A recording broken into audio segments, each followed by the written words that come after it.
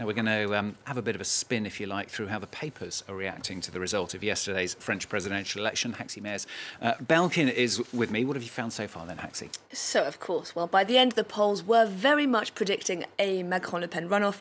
This is, as we've been mentioning non-stop this morning, an unprecedented result, and that really is, of course, the focus of most French front pages today. Let's start with Catholic daily La Croix.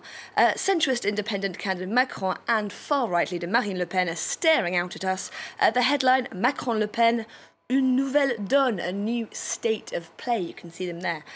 This, of course, because neither of France's two mainstream parties got their candidates through to the second round.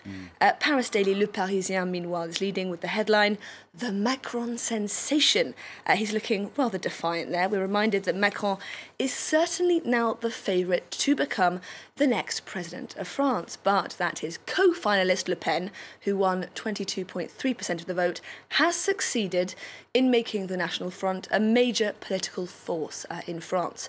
L'Opinion, meanwhile, has opted for Macron headed to the Elysée Palace, alongside a Disney-themed cartoon where Macron is transformed into the victorious Arthur as he pulls a gleaming sword from the stone. So his adversaries all around him, you can see them there. So it was by no means a simple election, but now, at least according to this paper, France has its next king.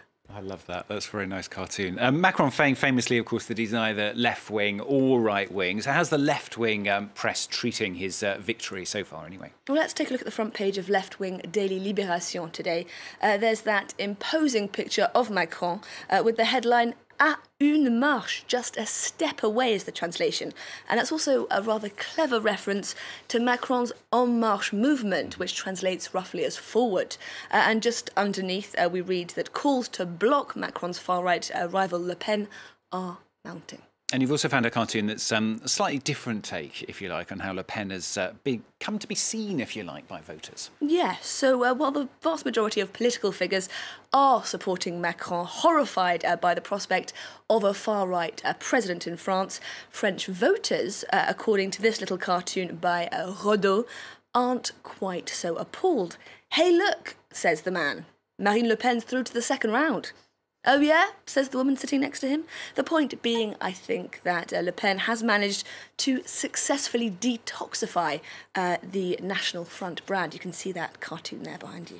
OK, well, the rise of Marine Le Pen, of course, has fascinated and worried a lot of political commentators, not just here in France, but also, in fact, in the US as well. Yeah, so the first line of this analysis piece in the New York Times today says it all, really. Not since World War II has the anti-immigrant far right been so close to gaining power in France. We go on to read that that's so alarming that by 8:01 p.m. French time yesterday on Sunday, as soon as the preliminary results were announced, virtually all of her opponents were calling for Marine Le Pen's defeat. The Washington Post, meanwhile, today, has published a rather impressive graphic that shows just how unprecedented May's runoff is. It reminds us that since the Fifth Republic moved to a direct popular vote in 1965, the French presidency has been won by a candidate representing either the major centre-right political parties or the major centre-left political parties. No chance of that this year. OK, let's return now to France then. Haxi, what about the mainstream right-wing press? What are they saying? So, well, the front page of today's Le Figaro sums up what a lot of conservative papers and thinkers are talking about today. La droite KO, the right knocked to the floor or the right on its knees. In the editorial just below, headlined a huge waste, we read that, quote, the unthinkable has happened. The right that for 5 years has consistently beaten the ruling socialists in the polls, the right whose ideas have never been so popular with people across France, has now been eliminated from the presidential race. And if we move over to the Huffington Post, we read that it's not just the end of the party for the conservative Républicains, but also for the ruling socialists, whose candidate Benoît Hamon scraped less than 6.5% of the vote, of course.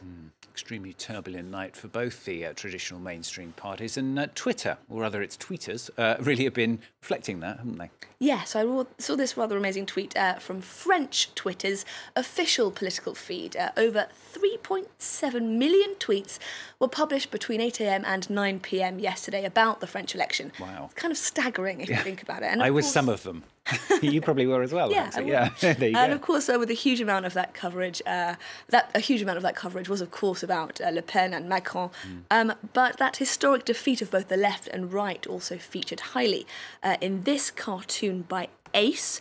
We see an utterly dejected amant with a little party hat there, and a gormless-looking Fillon, also with a party hat, at what each was hoping would be their victory party, but no chance of that, of course. And you're going with a piece you found on the political site, Politico. Yeah, so it's a great little piece that offers, as the title might suggest, 6 of the main things we should all be taking away from Sunday's election results. One of them being that populism, in the form, of course, of Marine Le Pen and others, is beaten but not dead.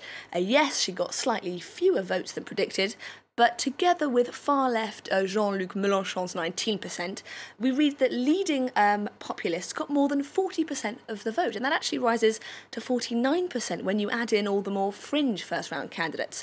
Another takeaway we read here, that the parliamentary election campaign starts today.